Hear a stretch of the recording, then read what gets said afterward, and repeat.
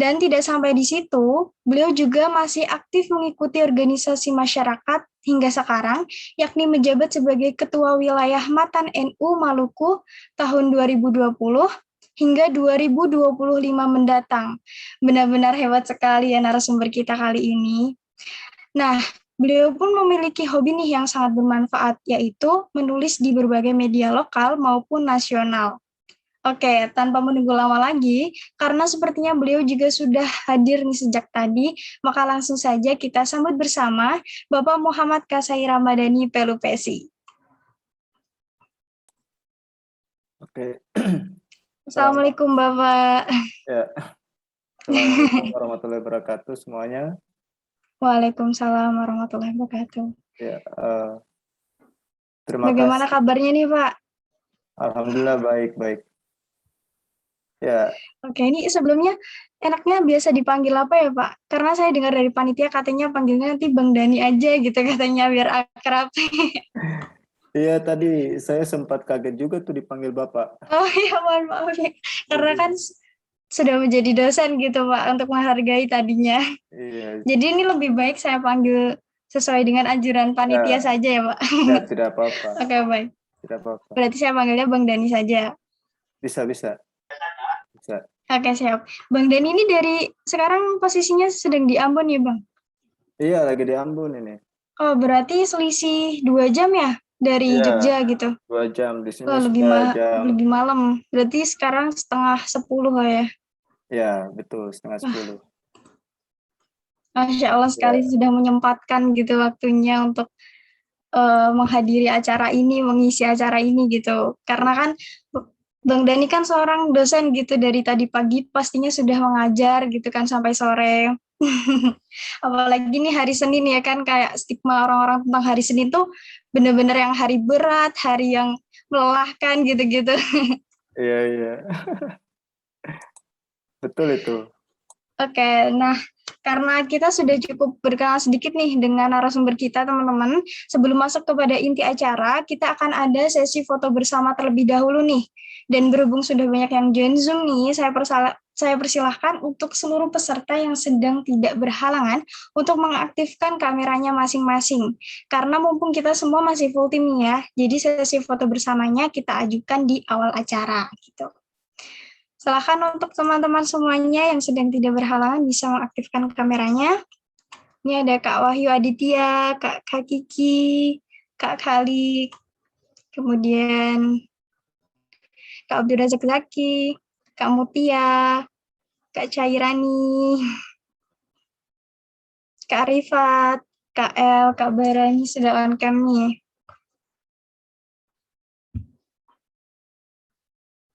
Kemudian ada Kak Aziz Abdillah, Kak Wahyu Andika, Kak Billy Ramadhani.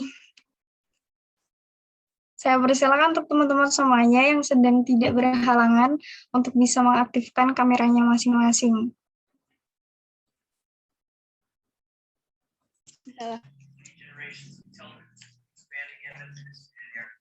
Oke, dari panitia dokumentasinya sendiri apakah sudah siap?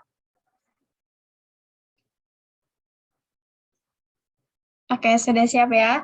Oke, akan saya aba-aba ya. Nantinya itu akan ada 2 gaya nih, yaitu gaya formal dan juga gaya bebas.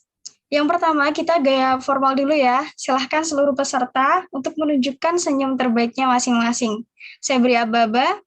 1, 2, 3. Oke, yang kedua, silahkan seluruh peserta untuk menunjukkan gaya bebas terbaiknya masing-masing nih. Saya hitung lagi, 1, 2, 3. Oke, sudah selesai ya teman-teman. Terima kasih untuk seluruh peserta atas antusiasnya dalam sesi foto bersama tadi. Kemudian nih, memasuki kepada acara inti pada malam hari ini, yaitu serial diskusi jurusan dengan tema Explore Psychology Discourse and Organization.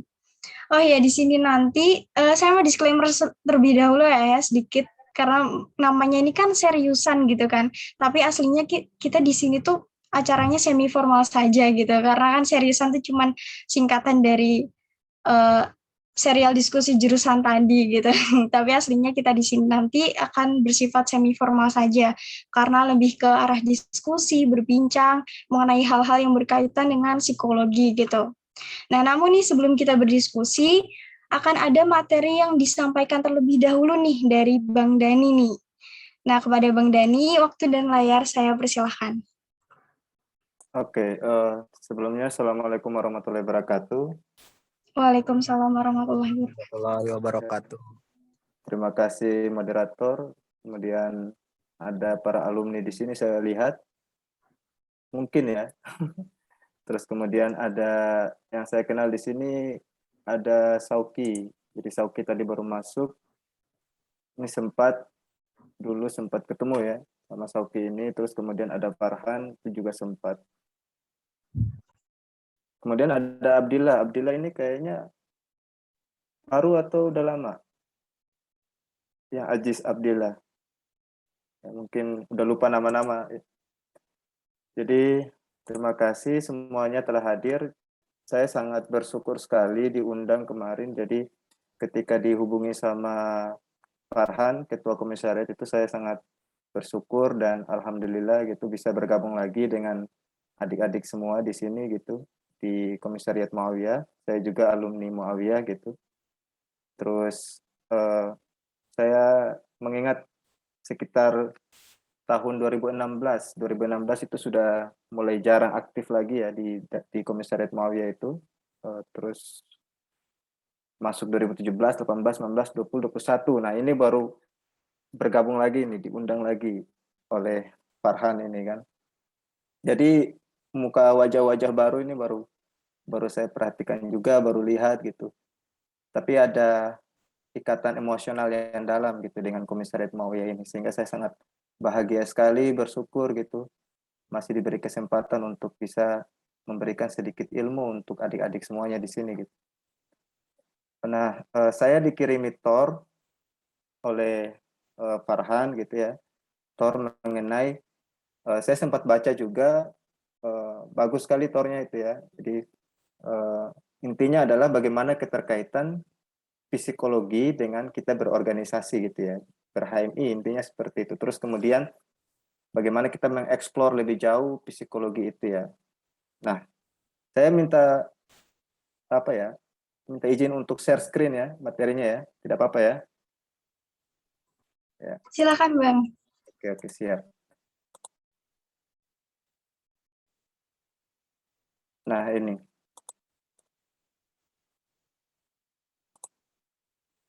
Oke, jadi nama saya Muhammad Kasai Ramdhani Pulupesi, saya alumni psikologi ya dari Universitas Islam Indonesia, lulus tahun 2015, kemudian istirahat 2016, kemudian lanjut lagi 2017 di UNY, sebagaimana tadi disampaikan, terus kemudian lulus tahun 2019, terus kemudian balik ke Maluku, tes dosen PNS psikologi di IAIN Ambon, dan alhamdulillah kemarin baru selesai ikut prajabatan, jadi saat ini sudah aktif di IAIN Ambon. Jadi insya Allah di lain-lain kesempatan ketika mungkin ada kegiatan di Yogyakarta, mungkin kita bisa kembali bertemu gitu ya. Nah, saya langsung saja di materi sebelum diskusi ya. Jadi psikologi itu apa? Nah, psikologi sendiri ini mungkin ada alumni, ada mahasiswa psikologi di sini juga gitu ya. Jadi saya hanya mengulas-ngulas sedikit aja nih mengenai psikologi. Jadi psikologi lambangnya seperti ini, seperti Trisula ya, dan itu diambil dari ada satu dewa Yunani yang menggunakan Trisula. Nah, biasanya di Yunani itu memang satu lambang itu dia memuat satu maksud tertentu gitu. Di Yunani biasanya seperti itu. Dan lambang ini biasanya diartikan sebagai psyche. Psyche artinya adalah jiwa. Namun apakah jiwa itu bisa dilihat apa tidak? Nah, itu menjadi pembicaraan kita hari ini gitu ya. Nah, kemudian muncul banyak pendapat mengenai apa itu jiwa itu ya. Nah, ada yang mengatakan dari salah satu filsuf, John Locke, itu mengatakan psikologi itu adalah semua pengetahuan ya, tanggapan dan perasaan jiwa manusia yang diperoleh oleh pengalaman melalui alat-alat indrawi. Jadi John Locke ini adalah salah satu filsuf Inggris yang sangat terkenal sekali dengan ada istilahnya itu yang cukup terkenal, yaitu tabula rasa. Tabula rasa itu adalah kertas putih ya, kertas putih kosong bersih yang kemudian pengalaman itu yang mencoret kertas putih itu. Nah, pengalaman-pengalaman ini didapatkan dari apa? Dari indrawi, dari penglihatan kita. Nah, kemudian dari penglihatan masuk membentuk pengetahuan kita, membentuk perasaan kita, membentuk tanggapan kita terhadap sesuatu hal. Sehingga psikologi itu berbicara mengenai bagaimana seseorang manusia itu memperoleh pengalaman melalui indrawinya itu. Itu menurut John Locke. Nah, kemudian ada salah satu ilmuwan yang sangat terkenal sekali di dalam psikologi itu. Dia ini alirannya behavioristik, kalau biasanya kita sebutnya seperti itu dalam psikologi. Dia adalah Watson. Watson ini mengartikan psikologi adalah ilmu yang mempelajari tentang perilaku. Jadi perilaku itu suatu hal yang lebih tampak ya. Beda dengan jiwa tadi yang tadi saya sampaikan. Jiwa itu kan suatu hal yang abstrak gitu ya. Dan susah dilihat gitu. Sehingga ada salah satu ilmuwan yaitu Watson ini mengartikan psikologi itu adalah ilmu mempelajari tentang perilaku, ekspresi dari jiwa itu. Dan bagaimana kita bisa mengetahui ekspresi dari jiwa adalah dengan observasi, mengamati gitu. Jadi secara luas itu adalah psikologi adalah ilmu yang mempelajari tentang ekspresi dari jiwa itu, yaitu perilaku. Jadi ekspresi ya, ekspresi dari jiwa, yaitu perilaku. Nah, hal-hal yang tampak dari ekspresi jiwa itu adalah seperti pengetahuan ya, perasaan, seperti marah, motivasi, intelijensi, kekecewaan, cemas, kepercayaan diri ya, motivasi dan masih banyak lagi gitu ya. Kepercayaan diri dan seterusnya. Nah, kemudian sejak kapan psikologi itu dipandang sebagai ilmu? Nah, dulu memang semua keilmuan, semua ilmu pengetahuan itu masuk dalam kajian filsafat. Termasuk juga psikologi, ada fisika, biologi, kemudian ada sosiologi, itu dulu semua masuk dalam kajian-kajian filsafat. Tetapi kajian filsafat pada waktu itu, awal mulanya itu dibahas adalah ilmu-ilmu alam, belum membahas mengenai soal manusia. Jadi ilmu alam itu yang dibahas itu seperti Thales dan kawan-kawan itu ya. Kemudian dilanjutkan oleh ada salah satu angkatan yang disebut SPA. SPA itu adalah singkatan dari Socrates, Plato, Aristoteles. Nah, yang menariknya itu adalah Socrates ini dia setiap menjejaki atau mencari tahu bagaimana kondisi psikologis masyarakat pada waktu itu di Yunani, itu dia menggunakan salah satu metode yang cukup menarik yang disebut sebagai Socrates questioning, pertanyaan-pertanyaan Socrates. Jadi Socrates itu suka bertanya, dia tidak pernah menulis suatu buku. Yang menulis Socrates itu adalah Plato. Ini hanya sebatas pengenalan ya, pengenalan pertama. Nah, Socrates ini yang kemudian membicarakan terkait dengan manusia itu ya, mengetahui melalui logika itu, pertanyaan-pertanyaan. Kemudian Plato, Aristoteles. Nanti teman-teman bisa baca buku psikologi. Ini saya hanya singkat-singkat saja. Kemudian dari situ muncul beragam macam fakultas-fakultas keilmuan ya. Fakultas itu adalah kumpulan dari berbagai macam keilmuan-keilmuan. Makanya ada fakultas misalnya di UI itu kan ada fakultas psikologi dan ilmu sosial budaya. Di dalam ada ilmu komunikasi, ada psikologi, ada ilmu bahasa Inggris dan seterusnya itu. Jadi fakultas itu adalah kumpulan keilmuan-keilmuan itu. Itu berawal dari kajian-kajian filsafat. Nah, kemudian psikologi itu juga dikaji oleh kalangan para agamawan. Ini saya ambil dari kalangan agamawan Islam ya. Jadi seperti misalnya Abu Ali Muhammad Al-Hasan ini ya. Ini biasanya mereka memanggilnya itu Al-Haytham. Jadi beliau lahir di Irak. Dia menulis buku yang cukup menarik yaitu The Book of Optics. Jadi bagaimana kita bisa mengetahui kondisi di luar kita, yaitu menggunakan optik, lensa itu ya, adalah melalui persepsi. Jadi dia mengkaji mengenai psikologi itu. Persepsi kan berbicara mengenai psikologi juga. Nah, yang menariknya dari penemuan Al-Haytham di samping psikologi tadi itu adalah penemuan kamera pertama itu ya, yang saat ini kita kenal itu. Kamera pertama di HP, di mana itu kan dari Al-Haytham.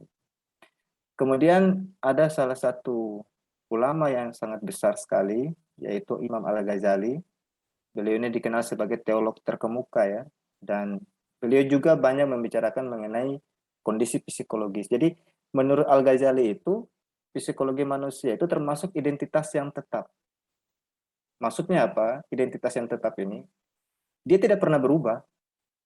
Jiwa itu tidak pernah berubah. Meskipun zaman itu terus berubah, seperti yang saat ini kita kenal itu kan ada revolusi 1.0, kemudian itu ya, kemudian 2.0, 3.0, 4.0, sampai sekarang itu 5.0. Tapi jiwa manusia itu tidak pernah mengalami perubahan. Meskipun zaman itu terus mengalami perubahan, jiwa manusia itu tetap. Seperti misalnya kecemasan. Kecemasan ya dari dulu sampai sekarang ya orang kecemasan gitu ya. Marah gitu. Itu dari dulu sampai sekarang itu ya tetap marah gitu. Tidak pernah ada mengalami pergeseran. Kemudian kebahagiaan juga seperti itu. Nah, zaman terus berubah, tapi jiwa manusia itu tetap gitu. Tidak pernah mengalami perubahan. Itu menurut Al-Ghazali itu. Nah, menurut Al-Ghazali hakikat jiwa manusia itu terdiri atas 4 hal itu ya. Ada hati, ada ruh, ada nafs, ada akal. Dan nafs itu dibagi juga oleh Al-Ghazali itu adalah ada nafs amarah, sifat destruktif yang merusak gitu ya. Kemudian ada nafs lawamah, sifat penyesalan, nafs mutmainnah, dan masih banyak lagi sebetulnya dalam Al-Ghazali itu. Jadi ini merupakan dinamika sebetulnya ini, nafs-nafs dari Al-Ghazali ini. Kalau Anda perhatikan sebetulnya dia merupakan dinamika di dalam diri kita. Misalnya contoh, kita saat ini melakukan suatu kesalahan, misalnya marah atau apa gitu ya, itu adalah ekspresi dari sifat destruktif gitu ya. Kemudian ketika kita dalam kesendirian, kita merasa menyesal gitu atas apa yang kita buat itu sudah aktifnya nafsu lawama itu.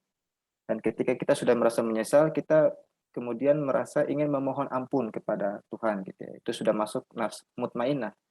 Jadi manusia itu dia ada gejolak dalam diri. Nah, kemudian dari semua pandangan di atas mulai dari filsafat dan agama itu merupakan fondasi ya, fondasi awal dari perumusan psikologi sebagai disiplin ilmu mandiri. Sebelum Renaissance itu ya, sebelum masa pencerahan di Eropa, dan ketika setelah Renaissance memasuki abad 19 itu mulai psikologi mulai melepaskan diri dari cabang filsafat. Nah, psikologi lahir sebagai ilmu. Jadi syarat berdirinya suatu ilmu apapun itu ya, itu harus terdiri dari 2 hal. Yang pertama, ada objek yang diamati. Misalnya sosiologi. Sosiologi objek yang diamati itu adalah kondisi sosial masyarakat, kondisi masyarakat. Kemudian ekonomi, objek yang diamati itu adalah transaksi di dalam masyarakat. Fisika, objek yang diamati itu adalah alam semesta. Ya. Jadi setiap ilmu pengetahuan itu harus ada objek yang diamati. Psikologi, objek yang diamati itu adalah manusia, individu ya, hitungannya individu. Beda dengan sosiologi. Sosiologi itu adalah masyarakat. Kemudian itu syarat pertama, harus terpenuhi dulu. Yang kedua adalah dia harus memiliki postulat hukum alam yang dapat diterima oleh semua pihak. Ya. Jadi misalnya contoh, kita berbicara mengenai kepercayaan diri. Jadi orang-orang ahli-ahli psikologi itu melakukan penelitian mengenai kepercayaan diri, dikumpulkan ya aspek-aspek atau faktor-faktor yang mempengaruhi seseorang tuh percaya diri itu apa sih gitu ya. Kemudian dari situ kemudian dirumuskan faktor-faktor yang mempengaruhi seseorang kepercayaan diri itu menjadi suatu hukum teoritik yang sifatnya universal yang diakui oleh semua orang gitu ya. Nah, 2 syarat inilah yang kemudian satu ilmu itu dia bisa berdiri mandiri ya. Nah, psikologi itu dia memenuhi 2 syarat ini. Ketika William Wundt itu dia mendirikan salah satu laboratorium psikologi di Universitas Leipzig, Jerman itu ya. Jadi psikologi itu dia mulai diteliti, jiwa manusia itu mulai diteliti. Berdirinya itu sejak laboratorium psikologi didirikan oleh William Wundt itu. Jadi ada objek yang diamati, kemudian dari situ Wundt merumuskan postulat hukum alam atau teoritik yang sifatnya universal yang diakui oleh semua orang itu. Jadilah psikologi lepas dari filsafat gitu ya. Nah, bagaimana Wundt meneliti? Wundt meneliti dalam laboratorium itu dia menggunakan instrumen psikologis yaitu pakai kimograf dan kronoskop gitu ya. Jadi ada kimograf, nanti Anda perhatikan di sini ada kimograf itu ya. Bisa dilihat ya. Jadi kimograf itu seperti apa? Ada getaran-getaran gitu. Itu untuk memeriksa persepsi kita, sensasi kita gitu. Jadi ketika misalnya kita melihat satu hal, kemudian kita mempersepsikan, itu kemudian muncul getaran di dalam demografi ini. Jadi dia juga pakai kronoskop. Alat ini untuk mengukur waktu itu ya, waktu yang sangat pendek. Ini biasanya dipakai dalam pemeriksaan psikologis gitu. Jadi macam muncul reaksi dari kita, kemudian muncul tertulis di dalam lembar-lembar itu. Nah, Anda nanti bisa baca buku, misalnya buku Irwanto, itu kalau macam Anda dari psikologi ya, Anda bisa baca buku Irwanto, Sejarah Psikologis, itu sangat lengkap sekali. Ada sekitar 400 halaman kalau tidak salah itu. Itu Anda bisa baca, itu sangat lengkap sekali, dia menjelaskan mengenai sejarah psikologi itu. Jadi dia menggunakan ini, kemograf dan kronoskop. Penelitian Wundt itu dia meneliti mengenai persepsi dan sensasi. Nah, dengan penelitian itu dia kemudian meneliti terkait dengan sensasi, mengenai sensasi, persepsi, proses mental, atensi kita, perhatian mengenai sesuatu hal, memori dan asosiasi. Dari hasil penelitian-penelitian Wundt itu kemudian ia terbitkan di dalam jurnal ya. Jadi waktu itu ilmuwan-ilmuwan psikologi itu ketika melakukan penelitian dia langsung menerbitkan gitu ya. Menerbitkan dalam jurnal. Biasalah studi-studi akademik memang seperti itu ya. Ketika misalnya Anda nanti berkecimpung di dunia akademik menjadi dosen misalnya, itu sudah menjadi kewajiban ya, kewajiban melakukan penelitian itu. Terbitkan di jurnal, bikin buku dan seterusnya itu. Jadi terbitkan di jurnal Filosofi Studian ya pada tahun 1881 dan kemudian dia menulis salah satu buku yang sangat menarik dan menggetarkan semua para filsuf pada waktu itu ya. Dia menulis buku Principle of Psikologi ya. Jadi dia kan ahli fisiologi sebetulnya, tapi dia kemudian menerapkan pendekatan psikologis di situ. Nah, dalam buku ini dia membicarakan bagaimana psikologi itu harus melepaskan diri dari filsafat itu. Dalam buku ini. Ini yang sangat menarik, ini yang sangat menggetarkan para filsuf pada waktu itu. Kok bisa ya psikologi tiba-tiba berdiri itu? Dan dia mengatakan ya iya harus berdiri sendiri, kalau tidak dia hanya menjadi ilmu spekulatif gitu. Hanya dibicarakan saja gitu. Tidak ada pembuktian real. Nah, hanya mau nggak mau psikologi harus melepas. Tapi sebetulnya psikologi melepaskan diri dari filsafat itu bermula ketika dia pun mendirikan laboratorium. Jadi bukan didasarkan atas hasil penelitian jurnal dia ya diterbitkan gitu, tapi terhitung ketika Wundt membuat laboratorium psikologi. Nah, lanjut. Nah, bagaimana hadirnya psikologi di Indonesia? Jadi kita sudah bicarakan tadi sejarah psikologi di Eropa abad 19. Kemudian kita tahu sendiri Indonesia itu kan dijajah ya oleh Belanda dan memasuki abad 19. Dan pada waktu proses penjajahan itu terjadi, proses perkembangan saintis di Eropa itu telah berkembang pesat. Jadi ketika di Eropa itu berkembang pesat saintis, di Indonesia sedang dijajah oleh Belanda. Makanya orang-orang Belanda, ilmuwan-ilmuwan pada waktu itu datang ke Indonesia melakukan penelitian. Nah, ada ilmuwan misalnya Dr. Bauer dan Smith ini, dia adalah seorang psikiater, ditempatkan di Indonesia. Biasanya waktu itu kan Indonesia dikatakan diistilahkan itu adalah Hindia ya, Hindia. Jadi bukan Indonesia dulu, Hindia disebutkan Hindia gitu. Jadi banyak itu pada tahun itu 1830-an itu ahli-ahli psikologi, psikiater khususnya itu melakukan penelitian-penelitian di Indonesia itu. Mendirikan rumah sakit jiwa di Indonesia dan seterusnya.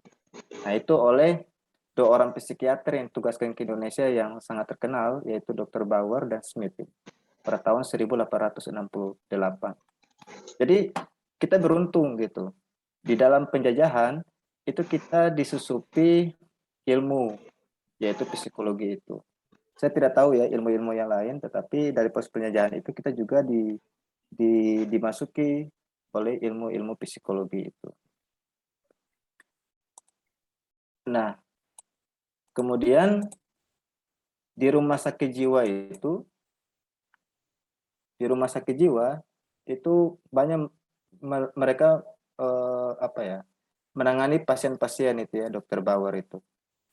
Nah, rumah sakit jiwa yang paling pertama didirikan itu adalah di Bogor ya, di daerah Bogor.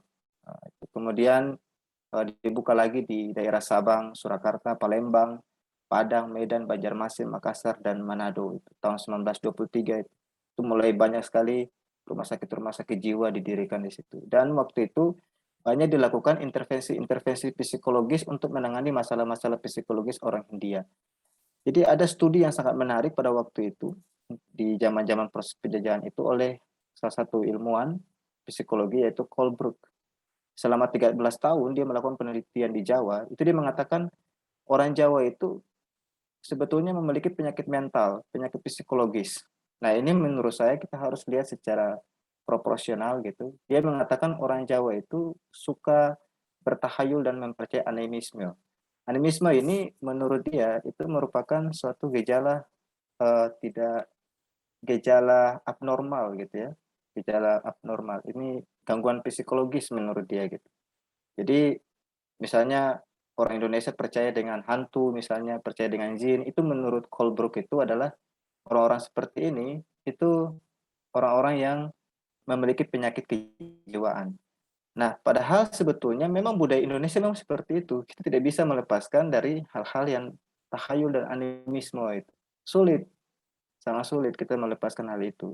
Jadi itu bukan merupakan penyakit kejiwaan, tetapi memang itu merupakan budaya gitu ya, budaya orang Indonesia. Misalnya ketika ada satu penelitian yang cukup menarik di daerah Bulukumba di Sulawesi itu Sulawesi Selatan, itu orang-orang mempercayai apa ya, roh-roh halus itu bukan bukan berarti mereka syirik gitu, tetapi mereka ingin berbagi rasa ya dengan roh-roh halus itu dan sama-sama mempercayai mengenai Tuhan gitu.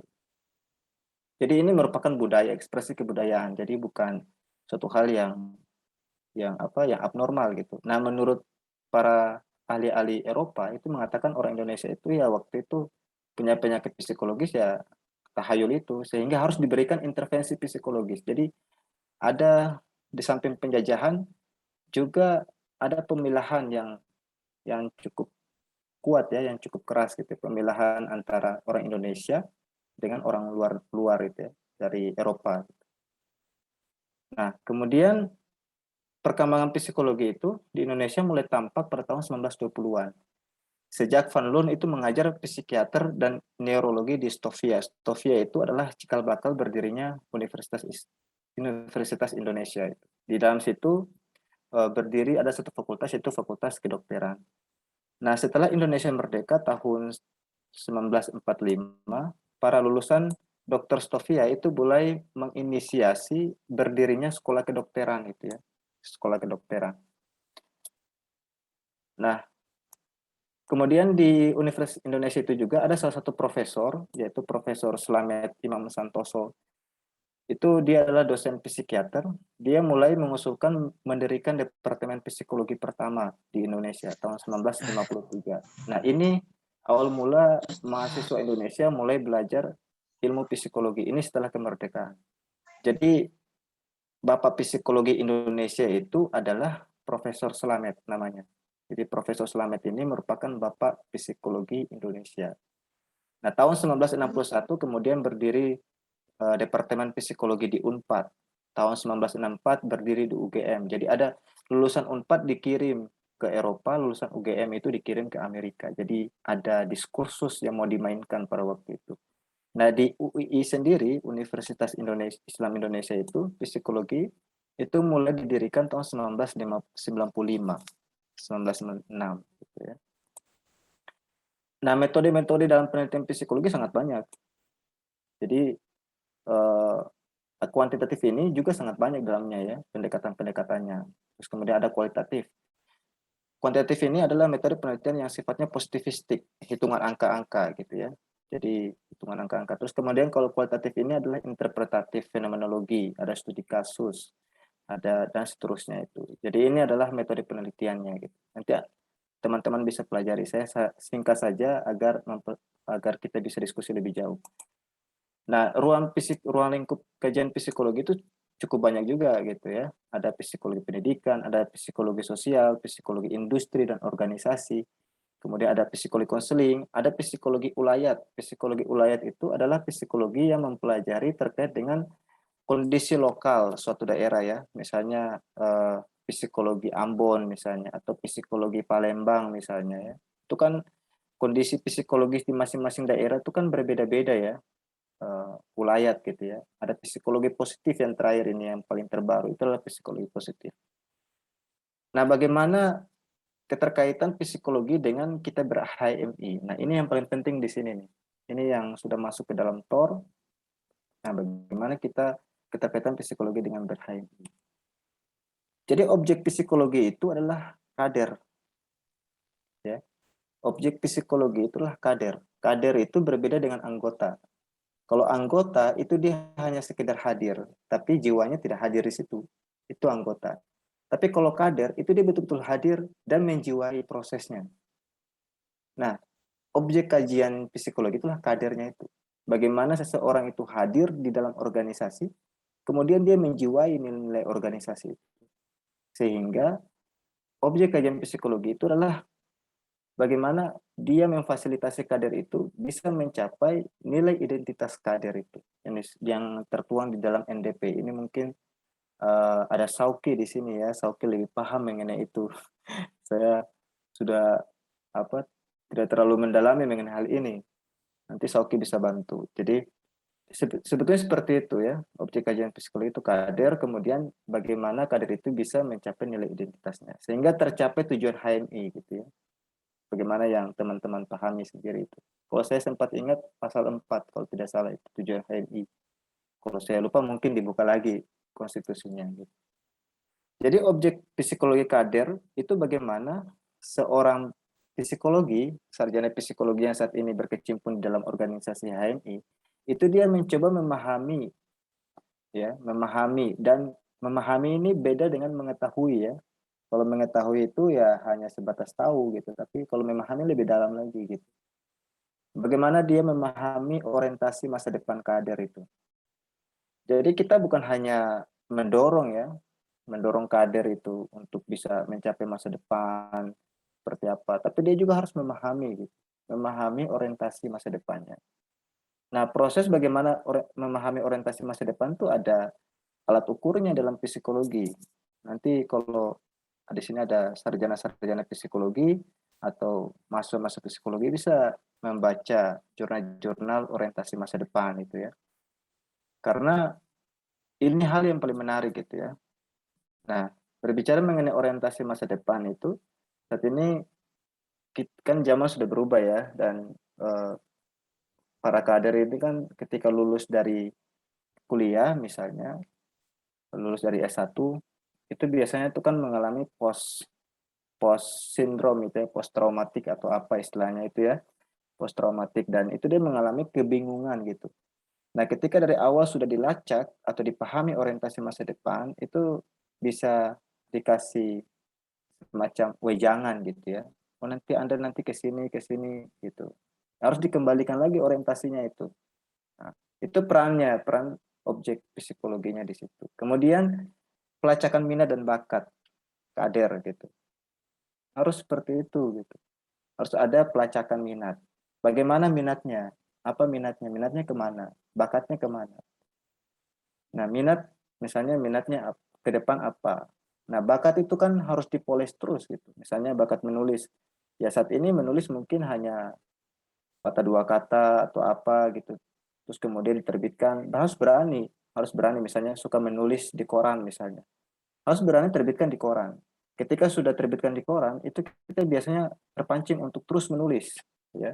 Menulis. Itu sudah pemolesan bakat gitu ya.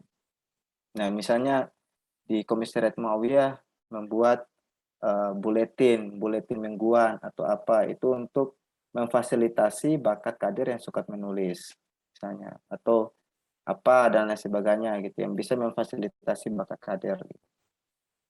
Nah, seperti itu. Terus kemudian harus eh, seorang sarjana psikologi atau mahasiswa psikologi yang berkecimpung di dalam BER-HMI itu harus memahami bagaimana kepatuhan kader. Nah, kepatuhan tuh dalam kajian psikologi itu banyak. Ada kepatuhan yang sifatnya destruktif, ada kepatuhan yang sifatnya konstruktif. Jadi kepatuhan itu bukan hanya sebatas patuh ya. Jadi kepatuhan tuh ada kepatuhan konstruktif, ada kepatuhan destruktif. Contohnya seperti ini, ketika seorang ada misalnya intervensi dari luar misalnya, dari siapa dan lain sebagainya itu kemudian intervensi, kemudian itu cenderung adalah destruktif, dan kita patuh mengenai hal itu ya berarti kepatuhannya adalah kepatuhan destruktif. Gitu. Tapi ketika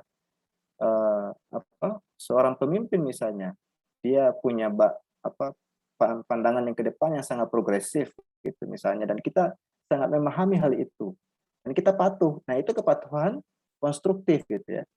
Nah, ini masuk psikologi itu harus memahami hal itu kepatuhan kader gitu ya. Ini sangat penting gitu ya, sangat penting ketika Anda keluar setelah lulus dari uh, kuliah misalnya, terus kemudian terjun ke dalam masyarakat, kemudian masuk ke dunia akademik, misalnya ketika pengen menjadi dosen atau pengen menjadi konsultan atau apa gitu.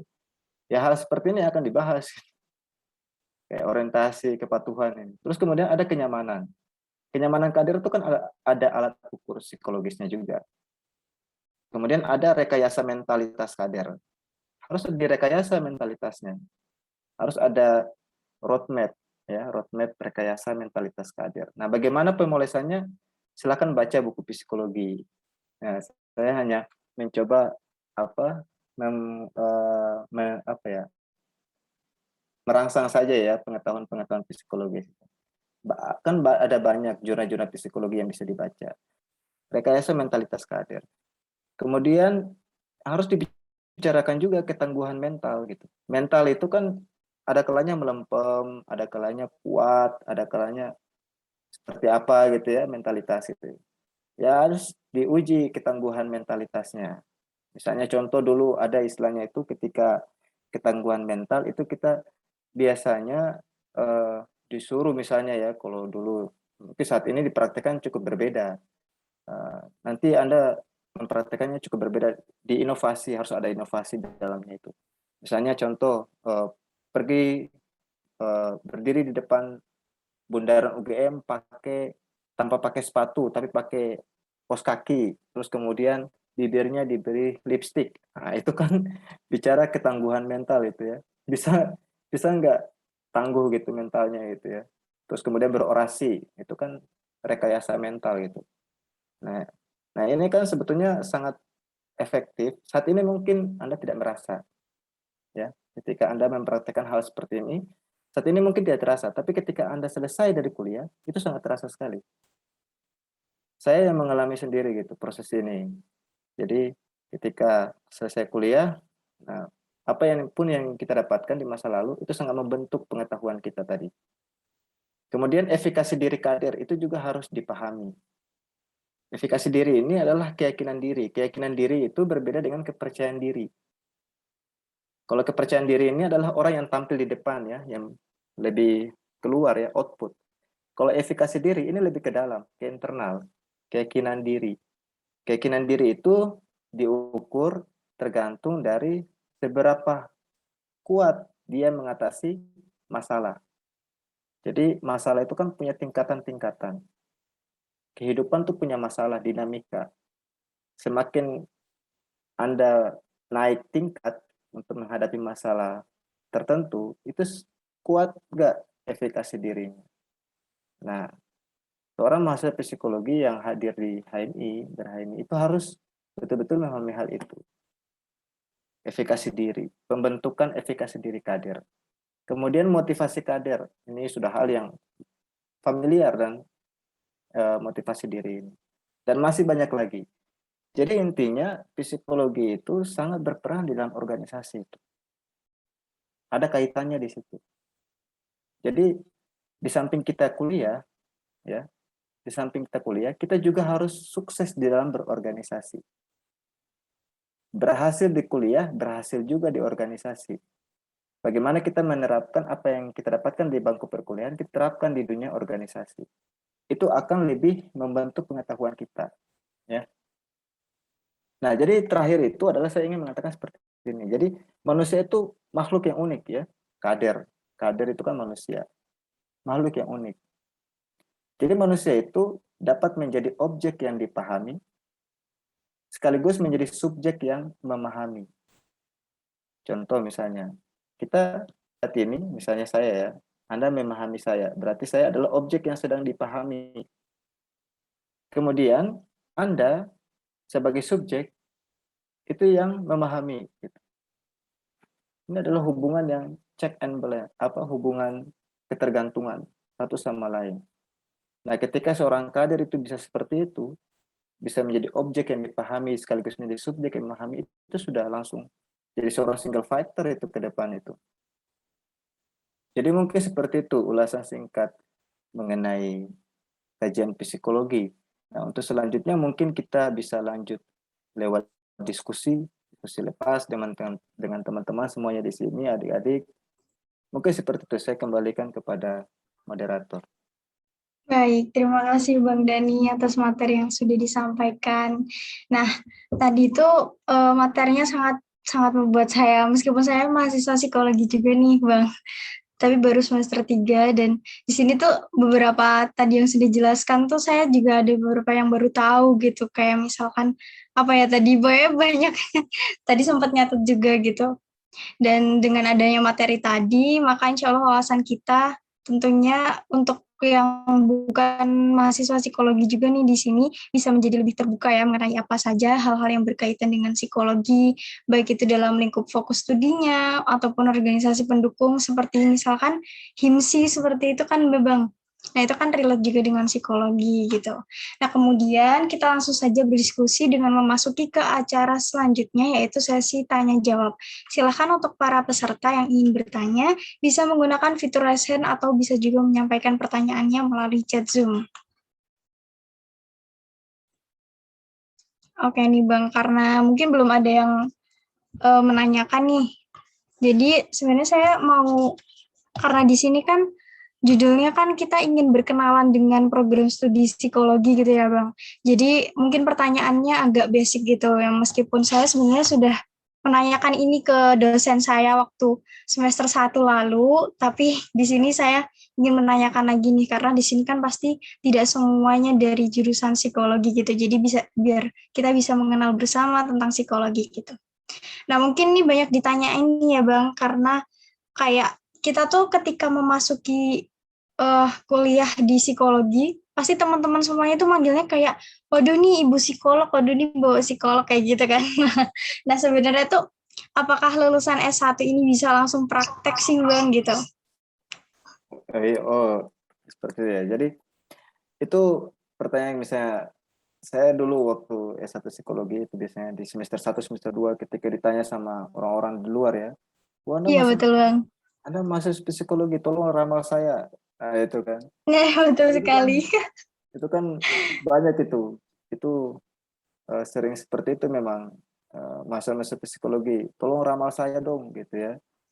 Nah, itu memang kita tidak bisa langsung menerapkan ilmu psikologi secara langsung gitu ya.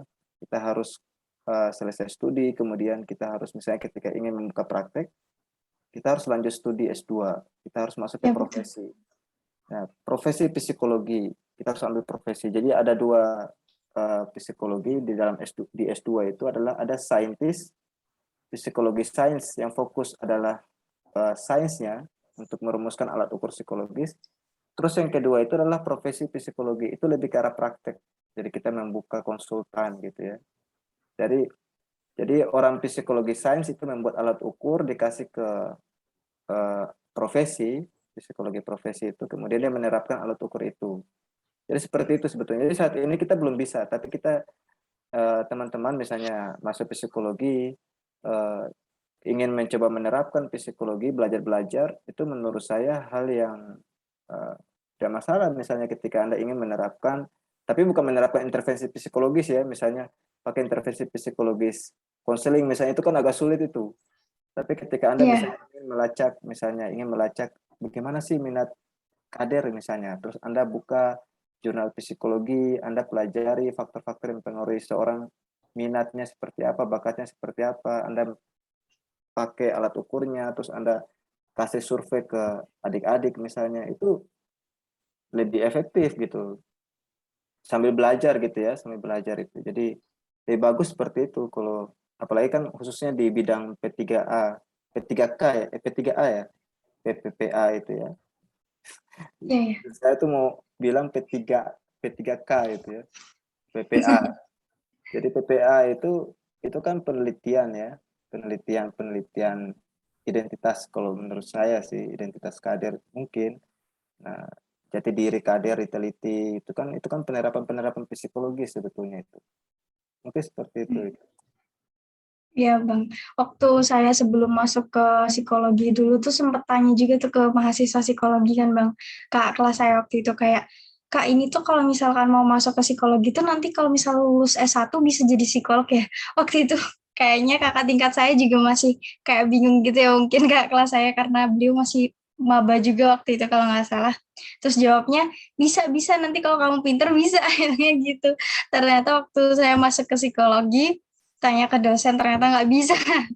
Jadi kalau misalkan mau jadi psikolog itu nanti harus melalui S2 dulu dan mengambil profesinya ke klinis gitu kan ya Bang. Iya, Karena kan betul. nanti waktu S2 ada banyak banget tuh profesinya gitu. Kemudian nih Bang, ada pertanyaan nih dari Kak Hendri Salam. Perbedaan secara analitik dan konsentrasi jurusan psikologi ini kan dibagi menjadi psikologi IPA dan IPS. Yang menjadi basis perbedaannya apa ya? Apakah prakteknya juga beda? Gitu Bang. Silahkan mungkin Oke. dari Bang Dani dulu dijawab, nanti biar saya tambahkan Ya, sedikit mungkin tahu saya. ya mungkin yang saya pahami dari maksud pertanyaan ini mungkin memang dalam psikologi tadi saya sudah katakan ya, ruang lingkup kajian psikologi itu banyak. Ada psikologi sosial itu mungkin dimaksud adalah IPS tadi itu ya. Kemudian ada psikologi klinis itu lebih masuk ke IPA itu ya. Nah, kalau biasanya di S1 Psikologi UI itu ada psikologi faal. Nah, psikologi faal itu dia mempelajari tentang brain ya, otak kita ya, saraf-saraf kita, terus apa. Nah, itu adalah masuk ke dalam IPA sebenarnya. Jadi ada juga dalam psikologi itu ada biopsikologi ya. Biologi dan psikologi itu dicampurkan ya.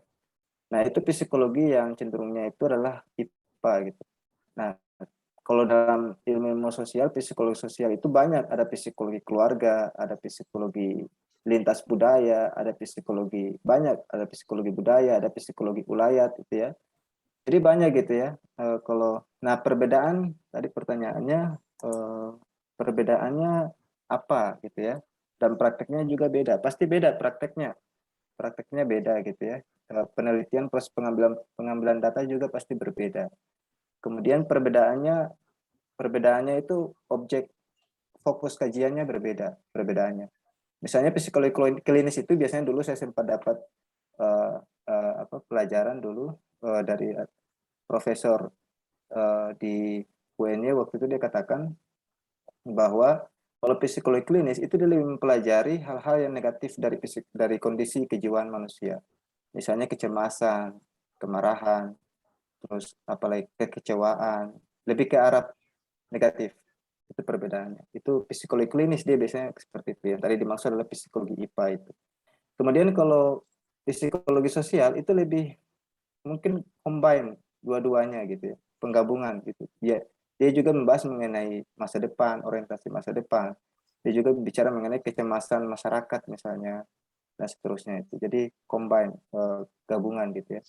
Nah, mungkin perbedaan di situ aja gitu ya. Dan ada juga misalnya psikologi industri dan organisasi itu lebih ke arah kajian-kajian yang sifatnya positif. Misalnya motivasi, kepercayaan diri, efikasi diri dan seterusnya itu. Jadi perbedaannya ada, tapi dia saling sengkerawut ya, saling terikat satu sama lain. Ada juga sebetulnya penelitian-penelitian dalam psikologi IPA tadi, misalnya psikologi klinis itu juga ada mengkaji mengenai motivasi itu ada juga dan masih banyak hal yang lain gitu. Jadi perbedaannya itu hampir sama sekali ada, tapi terasa saat ini sudah tidak ada itu perbedaannya itu karena sudah saking banyaknya penelitian-penelitian dalam psikologi. Tapi kalau prakteknya itu memang berbeda. Praktek psikologi klinis itu berbeda sekali. Intervensi psikologi sosial itu biasanya pakai intervensi komunitas. Itu cukup berbeda. Mungkin seperti itu. pertanyaannya, untuk jawabannya itu ya. Oke Bang Dani, terima kasih. Jadi kalau psikologi IPS ini yang dari jurusan IPS itu kan ada dari UII, kemudian UGM, kemudian dari UI, terus Unpad ya setahu saya. Dan itu tuh lebih fokusnya ke humaniora gitu, ke sosial. Terus nanti meskipun begitu tetap ada tuh nanti belajar tentang IPA-nya kayak biopsikologi seperti itu. Cuman kalau misalkan psikologi dari IPA yang misal di UNS ya Bang, itu kan masuknya melalui jurusan IPA, dan di sana lebih fokusnya mungkin ke yang lebih saintis gitu. Iya. Kemudian nih Bang, ada pertanyaan lagi dari Kak Fajar Nur Rahman nih. Ada nggak wadah psikologi di HMI sendiri yang benar-benar serius nih dalam prakteknya seperti HIMSI seperti itu Bang? Iya, menurut ini sepengetahuan saya mungkin bisa ditambahkan oleh saudara Sabil ini. Sabil sudah ada di sini juga. Kemudian ada apa Sauki, Sauki di sini ada ya, udah hilang Pak. Nah, kalau Sabil ini masih satu satu pernah satu ini gitu ya. Jadi setahu saya di HMI itu belum ada ya. Tahu saya, mungkin saat ini sudah berubah mungkin ya. Tapi pada waktu itu saya ingat saya itu belum ada salah satu bidang, salah satu mungkin bidangnya mungkin masuk ke PPA, tapi kalau salah satu apa ya kayak macam apa LAPMI gitu ya, LAPMI terus kemudian ada apa gitu ya, kumpulan-kumpulan tertentu ya yang lebih spesifik gitu dalam HMI itu untuk psikologi sendiri itu kalau seperangkap saya itu belum ada. Mungkin bisa ditambahkan mungkin saat ini sudah berubah, saya tidak tahu ya. Nah, sebetulnya menurut saya itu harus ada gitu. Eh, itu malah lebih bagus karena akan bisa membantu kita dalam misalnya ingin melacak orientasi masa depan gitu ya. Nah, terus kemudian bagaimana roadmap ke depan kader itu harus seperti apa. Nah, itu harus ada kajian psikologi di situ, masuk masuk psikologi di situ. Ketika misalnya Anda nanti ingin lanjut studi S2 dan ingin masih ber-HMI, terus masuk ke tingkat yang lebih tertinggi, misalnya cabang Batko sampai PB, itu malah lebih efektif gitu ketika hadir hal-hal seperti itu kayak selevel dengan LAPMI itu ya. Nah, itu lebih bagus, lembaga khusus gitu ya. Kalau lebih bagus ada lembaga khusus psikologi, itu akan membantu bidang-bidang yang lain gitu. Mungkin seperti itu jawabannya itu. Oke, baik. Terima kasih, Bang. Karena mungkin saya belum terlalu paham lebih detailnya gitu, karena saya juga belum memasuki ke organisasi HMI sendiri. Jadi mungkin saya kurang bisa menambahkan lebih jauhnya gitu ya, Bang. Tapi di sini ada yang menyanggah nih, Bang. Dari pihak HMI Muawiyahnya sendiri nih adminnya. Apakah kita bisa mengajukan lembaga khusus psikologi itu di HMI, Bang, kalau begitu? Oh iya, mungkin dari admin.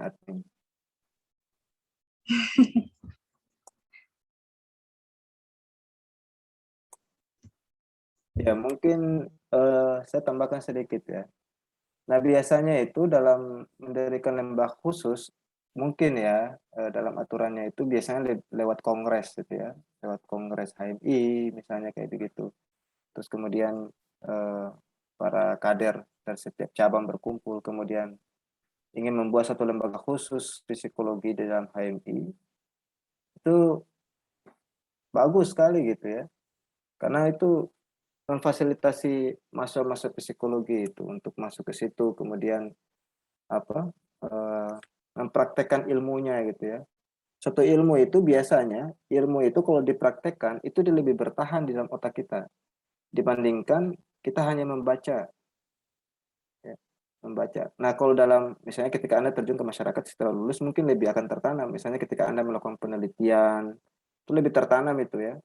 Kalau sering melakukan penelitian psikologi itu lebih tertanam ilmu-ilmunya itu. Nah, ketika Anda berpos di HMI, ketika Anda melakukan penelitian untuk kader misalnya, itu lebih bertahan ilmunya. Nah, dibandingkan Anda hanya misalnya duduk di kos, baca buku, kemudian apa mendengar wejangan dari dosen misalnya, saya juga sebagai dosen. Nah, itu memang hanya sepersen ya, berapa persen gitu yang masuk gitu ya. Nah, lebih banyak sebetulnya kita dapatkan di luar ketika kita berkecimpung di dalam organisasi, karena kita bertemu dengan dinamika ya, dengan organisasi itu dinamika kehidupan yang paling kecil. Ya. Di luar lebih luas lagi. Nah, ketika Anda sudah mempelajari dinamika kehidupan yang paling kecil, itu Anda bisa akan memahami hal yang lebih luas. Nah, itu beruntung orang-orang yang masuk ke dalam organisasi. Dan sekali lagi saya mungkin mengingatkan kepada yang mungkin saat ini mungkin banyak yang hadir ini yang belum ber-HMI misalnya, ketika sudah masuk ke HMI itu biasanya eh, aktualisasikan apa yang Anda temukan, apa yang Anda pahami, itu lebih bertahan. Mungkin seperti itu. Baik, terima kasih Bang Dani. Kemudian nih mungkin kita lanjut lagi ya karena ada 2 pertanyaan dan waktunya sudah semakin malam ya Bang. Jadi ini ada pertanyaan pribadi dari Kak Pajar Nur Rahman nih. Pertanyaan pribadi yang banyak dialami juga katanya. Apakah ada bidang psikologi khusus yang berorientasi dalam bidang bisnis dan keuangan? Karena menurut saya salah satu sebagian besar munculnya kecemasan di manusia itu adalah karena masalah finansial dan bagaimana menghadapinya secara psikologi. Gitu. Ya, ini pertanyaan yang sangat menarik sekali ya. Jadi memang tadi belum sempat saya bahas mengenai psikologi, khususnya di bidang keuangan ini, ekonomi. Ya, Sebetulnya ada psikologi konsumen. Psikologi konsumen itu psikologi yang ada kaitannya dengan bagaimana orang itu bertransaksi itu ya. Kan saat ini kan misalnya contoh, eh, kita sering ada usaha online itu ya, usaha online itu biasanya itu di Shopee misalnya, terus apa. Terus kemudian kok bisa misalnya orang yang belanja itu bisa percaya kepada orang yang jual itu. ya, Padahal ini kan lewat maya ini. sugesti. Nah, kok bisa dia percaya gitu. Dan apa eh, meskipun itu jaraknya begitu jauh ya, tapi dia bisa percaya kepada orang yang yang menjual barang itu. Nah, bicara mengenai percaya ini, trust, itu bicara mengenai psikologi.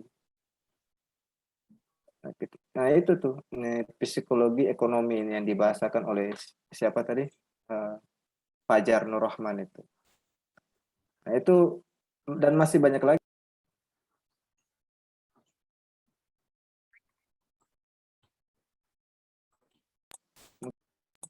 seperti itu ya.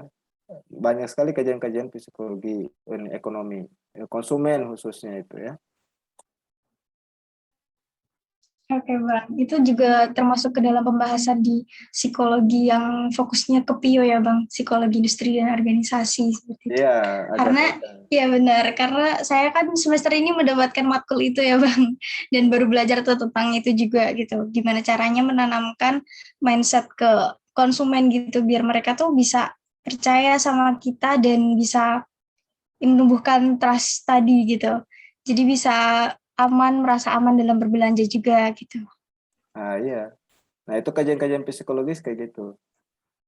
Berarti psikologi ini tuh sangat berkaitan ya Bang dengan organisasi gitu. Organisasi seperti perusahaan dan lain-lain. Makanya kayak HRD sendiri pun membutuhkan dari orang-orang yang berasal dari lingkup psikologi gitu kan Bang. Iya, betul. Kayak misalnya rekrutmen dan seleksi. Nah, itu kan ada Betul sekali. terus kemudian ada penilaian kinerja, job appraisal gitu ya. Itu dalam kajian Iya, ya, psikologi betul. di organisasi ada banyak, masih banyak lagi gitu. Oke Bang, lanjut nih Bang ke pertanyaan selanjutnya dari Kak Aziz Abdillah nih Bang. Bang mohon izin bertanya, saat ini saya sering menjumpai banyak konten-konten di media sosial maupun informasi dari internet yang menjelaskan mengenai gangguan-gangguan psikologis yang menyebabkan banyak orang itu akhirnya sering melakukan self-diagnose gitu. Nah bagaimana Bang Dani ini menanggapi hal tersebut? Terima kasih gitu Bang. Jadi pertanyaannya adalah dia sering menjumpai konten-konten di sosial media ya, maupun informasi dari internet. yang menjelaskan gangguan-gangguan psikologis yang menyebabkan orang sering melakukan self diagnosis. Ya, kan kadang kan kayak di Diagnosis sosial diri media sendiri. tuh cuma sepenggal-sepenggal gitu ya Bang, kayak kamu mengalami ciri-ciri ini gitu kan. Terus Oh, akhirnya orang-orang eh, kayak, waduh, ini kok aku banget ya gitu loh. Terus akhirnya, eh, waduh jangan-jangan aku depresi, jangan-jangan aku gini gitu loh Bang. kayak self reminder gitu ya. Ya jadinya self diagnos gitu, mendiagnosa diri kayak, oh Diagnosis diri jangan-jangan aku sendiri. bipolar, jangan-jangan aku depresi dan lain sebagainya gitu Bang. Jadi sebetulnya eh, ya gitu kita ini saat ini saya ada ini kemarin sempat baca ada satu buku yang sangat menarik itu.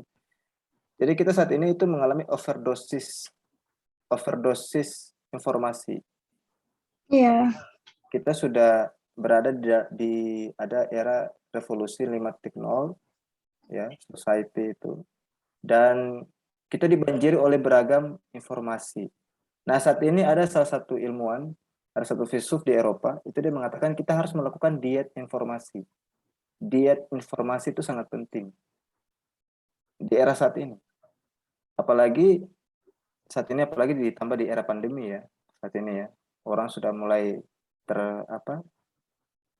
Misalnya mulai mengecil ya, mengecil di dalam satu smartphone itu. Kemudian banyak dinamika muncul di situ dan orang mencoba mempelajarinya gitu ya, dan lain sebagainya. Kemudian masuk membentuk pengetahuan kita, perasaan kita, pandangan hidup kita dan seterusnya itu akhirnya kita menjadi pribadi yang tanpa ciri, tidak punya ciri, tidak punya identitas. Era saat ini seperti itu. Kita menjadi manusia tanpa ciri, tanpa identitas. Nah, bagaimana kita menjadi pribadi yang identitas? Diet informasi. Kita harus melakukan diet informasi. Batasi penggunaan sosial media. Bukan berarti kita menjauhi, tapi kita batasi. Misalnya, dalam penggunaan media sosial, ya meskipun kita sering update status itu hal yang wajar ya. Itu merupakan eksistensi. Manusia kan butuh eksistensi. Dan eksistensi itu bukan satu hal yang sifatnya destruktif gitu ya. Itu hanya ingin menunjukkan siapa dirinya. Tapi menunjukkan siapa dirinya itu adalah identitas itu yang saya maksud di situ, update status. Tapi bagaimana kita bisa memiliki identitas diri itu? Ya kita harus melakukan refleksi, perenungan. Nah, kita tuh bisa menjadi diri kita sendiri ketika kita dalam kesendirian. Kalau biasanya ketika kita berada dalam suatu dinamika sosial, itu kita hanya menunjukkan kepribadian. Kepribadian itu adalah topeng dalam kajian psikologi. Kepribadian itu topeng, personality, person itu topeng. Yang kita tunjukkan itu hanya topeng-topeng saja. Ketika kita bergaul dengan masyarakat, bergaul dengan apa dan seterusnya, teman-teman, sahabat, itu kita hanya menunjukkan topeng. Tapi ketika kita dalam kesendirian, itu kita biasanya lebih memiliki jati diri. Nah, itu makanya orang sering mengatakan kita menjadi diri kita sendiri itu ketika kita dalam kesendirian. Nah, itu untuk penemuan identitas diri itu. Sebetulnya saya ini siapa dan saya hadir ke dunia ini untuk apa? Nah, itu hal yang penting di era saat ini. Nah, dulu sebelum era-era informasi, bebas informasi seperti ini dulu ada ketika di Eropa waktu itu ya. Saya ini refleks ke belakang ya. Ketika di Belanda waktu itu lagi pesat-pesatnya kemajuan teknologi itu ya, kendaraan banyak dan seterusnya. Itu orang pada waktu itu, zaman pada waktu itu membuat orang itu kehilangan tujuan hidup. Jadi tidak bisa, jadi mereka memandang tujuan hidup itu adalah alat hidup. Jadi alat menjadi tujuan, tujuan menjadi alat. Contoh misalnya tujuan hidup dia adalah memiliki mobil, tujuan hidupnya adalah memiliki HP, tujuan hidupnya adalah memiliki rumah. Itu sebetulnya alat, tapi waktu itu menjadi tujuan. Nah, itu ada satu filsuf namanya Van Melsen di Eropa, di Belanda, dia mengkritik hal itu. Jangan menjadikan hal-hal yang alat itu sebagai tujuan. Nah, di era saat ini juga seperti itu. Itu kan revolusi 4.0 pada waktu dinamikanya seperti itu. Tapi dinamika di revolusi 5.0 itu adalah hadirnya manusia tanpa ciri. Dan ini adalah peran psikologi untuk memahami hal itu. Kok bisa orang hadir tanpa ciri, tanpa identitas? Gitu. Nah, di dalam organisasi misalnya, di dalam kader-kader saat ini, harus berteman dengan mereka di dalam dunia media sosial itu ya. Anda harus pelajari. Biasanya orang saat ini itu lebih, kalau saya perhatikan ya di sosial media itu dia menjadi manusia yang apa? Lebih lebih lebih benar gitu ya. Kalau dia ketika hadir dalam media sosial itu, dia menunjukkan siapa dirinya yang paling benar gitu, ya. Yang paling utuh sudah itu dia itu. Jadi Yang ketika Anda positifnya gitu. yang positif, ketika Anda ikuti dia, Anda pelajari dia gitu. Nah, itu Anda sudah coba memahami gitu ya, kader-kader yang bersosial media gitu. Nah, dinamika saat ini terjadi mungkin seperti itu, manusia tanpa ciri, dan tugas kita harus memahami hal itu gitu.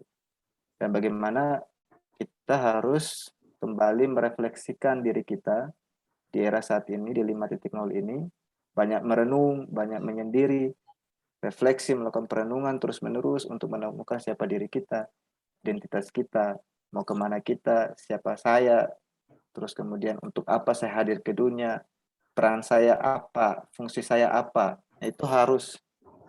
Nah, itu hal yang paling sulit itu. Sambil saya tidak pernah sampai saat ini belum selesai mengenai hal itu. Nah, Oke, itu Bang. seperti itu. Oke, berarti kita memang harus pandai-pandai memfilter informasi ya, karena saking banyaknya informasi yang masuk tadi, dan kalau bisa diet informasi gitu kan, biar nggak terlalu terlalu memikirkan dan terlalu kebanyakan emosi informasi gitu. Karena kan sekarang saking mudahnya kita untuk berbagi informasi, ini kadang jadi informasi yang baik dan buruk itu penyatu semua. Jadi kita harus pandai-pandai memfilter informasi yang bagus itu yang mana, seperti itu kan Bang. Dan kita juga harus memperkuat bonding dirinya nih, bonding prinsip dan jati dirinya agar tidak mudah terbawa arus gitu kan Bang.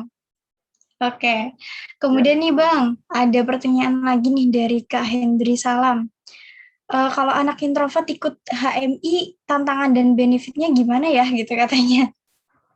Sebenarnya kalau menurut saya pribadi nih Bang, introvert ekstrovert itu kan cuman kepribadian yang menggambarkan dirinya tuh cara ngecharge-nya tuh gimana gitu. Kalau misalkan introvert kan dia kalau misalkan ketemu orang-orang tuh dia akan menguras energinya gitu. Jadi dia lebih cenderung sendirian karena itu untuk mengecas dirinya gitu. Sedangkan ekstrovert sendiri itu kan dia lebih senang bersosialisasi karena dengan bertemu banyak orang itu bisa mengecas dirinya sendiri gitu kan Bang. Dan sekarang nih mulai muncul lagi nih Bang istilah baru namanya ambivert gitu, katanya yang tengah-tengahnya di antara mereka nih gitu. Tapi kalau kata dosen saya waktu itu katanya sih manusia tuh nggak bisa selamanya tuh dia introvert atau paten ekstrovert gitu. Pasti ada kalanya dua-duanya ini tuh menyatu seperti itu Bang. Kalau dari Bang Dani sendiri gimana nih? ya. Kajian introvert ekstrovert ini kan ada satu teori yang sangat terkenal dalam psikologi itu, siapa namanya itu ya, ada salah satu teoritikus yang menggambarkan hal ini, introvert dan ekstrovert itu memisahkan antara orang yang suka menyendiri. Kemudian pertanyaan ini cukup menarik ya. Jadi Iya menarik sekali. kalau ada kader introvert ikut HMI, tantangan dan benefitnya gimana? Jadi ini sangat menarik ini. Ya, jadi apa? Ya tadi memang benar kata moderator tadi, memang ada ambivert gitu ya. Jadi ada orang bisa satu sisi dia tengah-tengah gitu ya, bisa satu sisi dia menjadi introvert, satu sisi dia menjadi ekstrovert ya, kalau tidak salah seperti itu ya. Atau saya yang salah. Jadi nanti bisa dipelajari sendiri. Jadi introvert itu memang betul bisa menjadi, satu saat dia akan menjadi ekstrovert dan satu saat dia akan menjadi introvert gitu ya. Dia tidak bisa orang saat ini itu ya tadi kembali ke kepribadian ya, person ya. Person itu kembali ke awal itu adalah topeng. Ketika dia hadir di realita dia hanya topeng gitu. Dan topeng itu, nah kita tuh hanya bisa melihat apa yang dilihat gitu ya, tapi kita tidak bisa melihat apa yang tak terlihat. Nah, apa yang tak terlihat itu sebetulnya harus kita pahami sebetulnya. Jadi manusia itu kalau dalam bahasa orang-orang psikologi dalam lebih tinggi filsafat itu manusia itu teks. manusia itu teks. Teks itu dalam bahasa Yunani itu jaring laba-laba.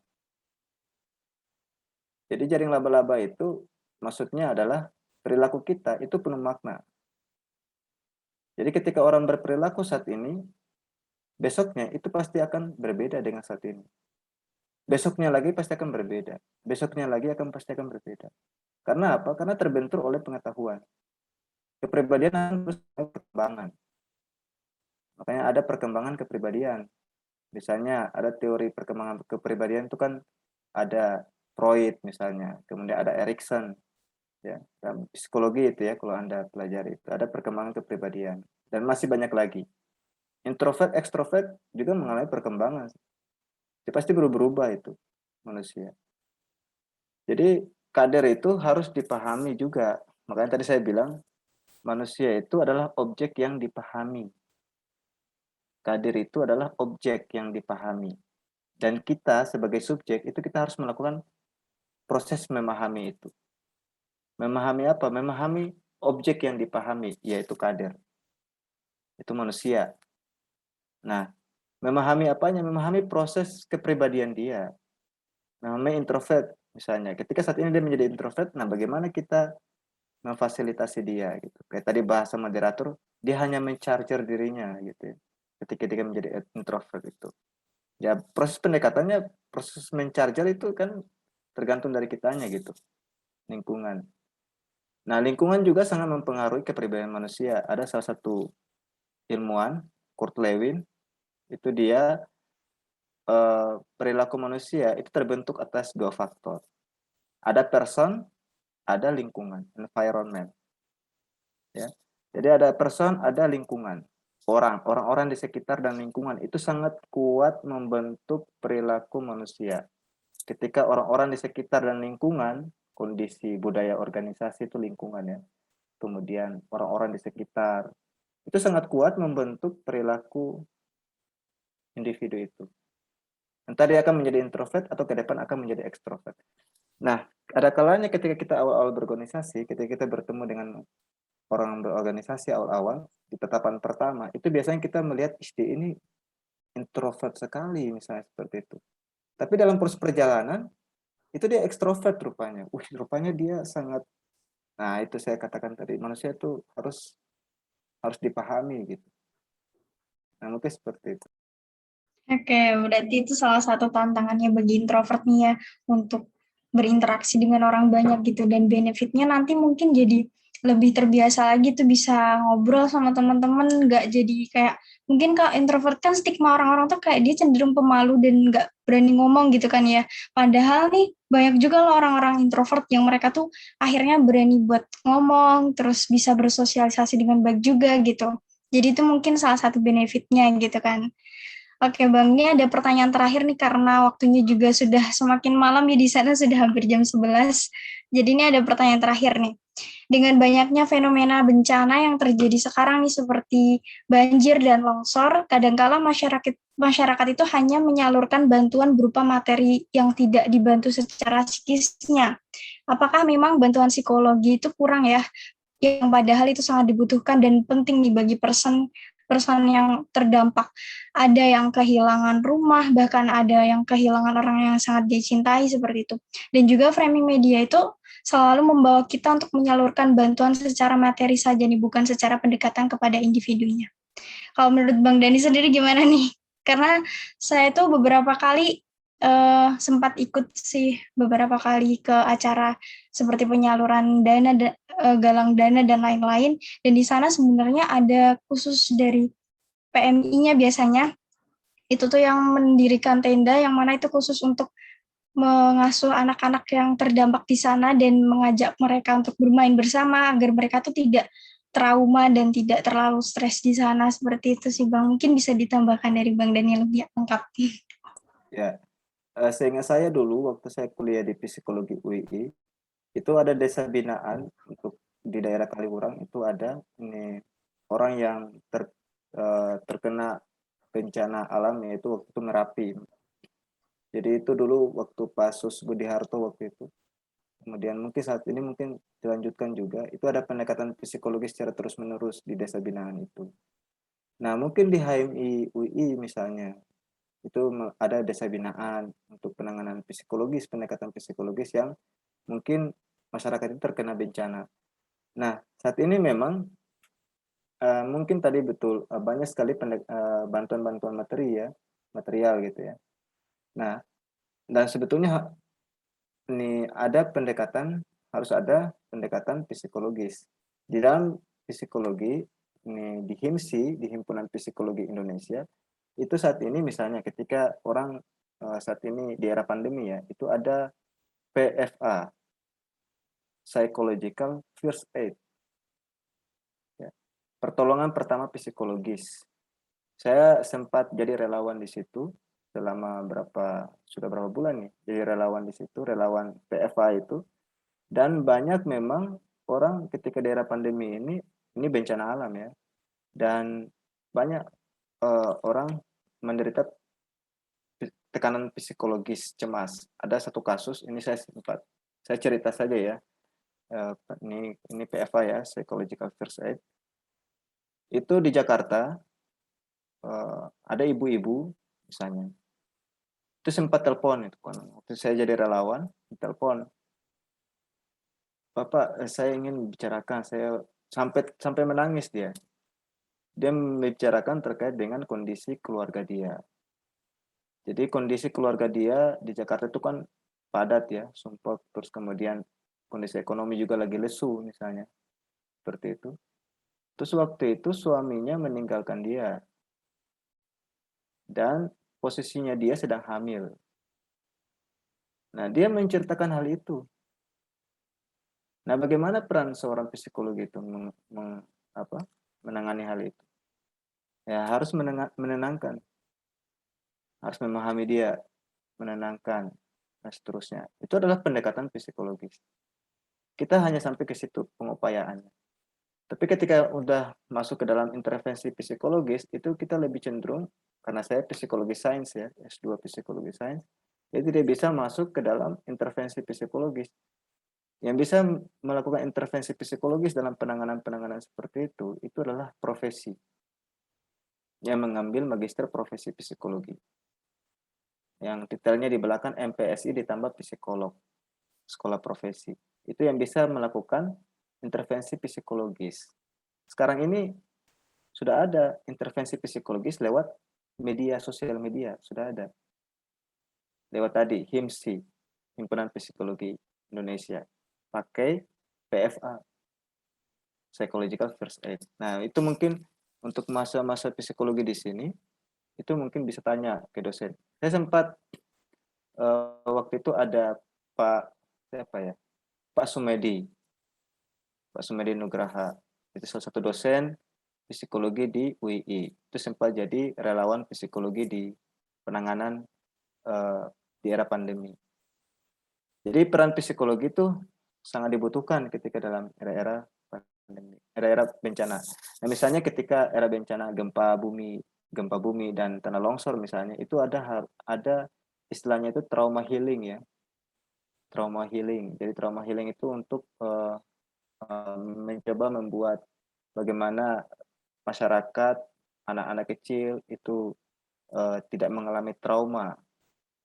Terus kemudian ada post traumatik, itu harus diatasi juga. Itu ada intervensi psikologis gitu. Dan masih banyak lagi. Nah, nanti teman-teman bisa ketika nanti ingin, tapi harus fokus kuliah ya. Selesaikan kuliah, sukses di organisasi ya. Kemudian berkecimpung di situ. Itu pasti akan Anda alami juga gitu. Mungkin Oke, seperti itu. terima kasih Bang Dani. Kemudian nih tadi sebenarnya ada yang sempat raise hand lagi nih Bang, dari username aku. Ini kalau dari panitia sendiri katanya ini namanya Bang Sabil ya. Apakah Bang Sabilnya nih jadi ingin bertanya nih Bang? Oke, kalau misalkan tidak nih, ada pertanyaan satu lagi ya Bang, mohon maaf nih. Bang, saya mau nanya, moderator. Oh, oke. Oke, berarti dari Bang Sabil dulu ya. Ya. Oke, silakan Bang Sabil. Selamat malam, Bang Dani.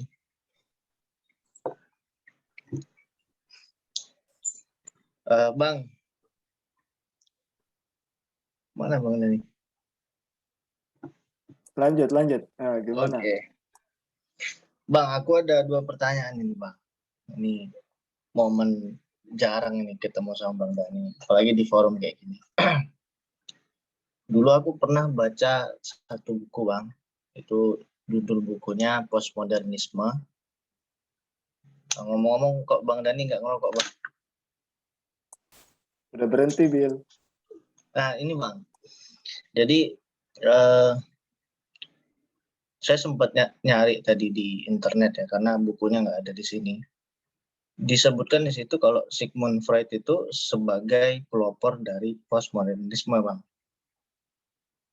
Nah, jadi kalau postmodernisme itu kan dia adalah masa di mana modernisme itu ditinggalkan ya, Bang ya. Kalau ciri modernisme itu kebenaran, salah satunya kebenaran itu mutlak karena landasannya adalah ilmu pengetahuan ya, Bang. Sementara kalau di postmodernisme kebenaran itu tidak lagi mutlak. Jadi kebenaran itu sudah jadi milik setiap orang, Bang. Kebenaran Bang